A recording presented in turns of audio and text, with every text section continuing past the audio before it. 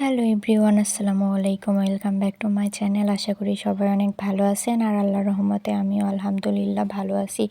আর প্রথমেই দেখতেই পাচ্ছেন আমি কিছু পেঁয়াজও ভেজে নিচ্ছি, আর এখানে আমি বেসন ভালো করে গুলিয়ে নিয়েছি। ওটা দিয়ে আমি কিছু আলু চপ আর বেগুনি ভাজবো। আর এই যে আমি পেঁয়াজগুলো ভালো করে লাল লাল করে ভেজে নিচ্ছি, যেহেতু বাসায় আমি আমার হাজব্যান্ড থাকি তাই খুবই অল্প পরিমাণে করছি।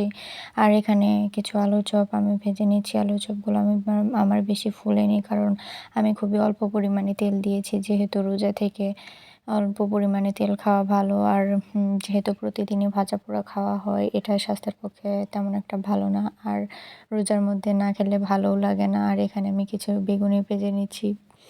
এখানেও আমি খুবই অল্প পরিমাণে তেল দিয়েছি, যেহেতু তেলটা স্বাস্থ্যের পক্ষে অনেক খারাপ। আর এখানে হচ্ছে আমি বেকিং সোডা দিইনি, যার জন্য আমার বেগুনিগুলো ভালো করে ফুলকো ফুলকো হয়নি। আর যেহেতু তেলটাও অল্প পরিমাণে দিয়েছি, সেই জন্য আর আমি খুব একটা পারি না, নতুন নতুন শিখছি, সেই জন্য খুব একটা ভালোও হয়নি। আপনারা ক্ষমার দৃষ্টিতে দেখবেন।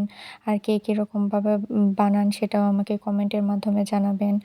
আর এই তো দেখতেই পাচ্ছেন আমি বেগুনিগুলোকে খুবই সুন্দর করে লাল লাল করে ভেজে নিচ্ছি। যদিও সুন্দর করে পারি না, যাই হোক যেমনই পারি তেমন করেই ভাজছি। আর বেগুনিগুলো আমি খুবই অল্প পরিমাণে করছি, যেহেতু বাসায় আমি আর আমার হাজব্যান্ড ছাড়া আর কেউ নেই, আমরা দুজনেই খাবো। আর যতই অল্প পরিমাণে বানাই তারপরেও বেগুনিগুলো থেকে যায়, কারণ হচ্ছে রোজা থেকে বেশি খাওয়া যায় না। এক গ্লাস পানি খেলে পেটটা ভরে যায়, আর কিছু খেতে মন চায় না।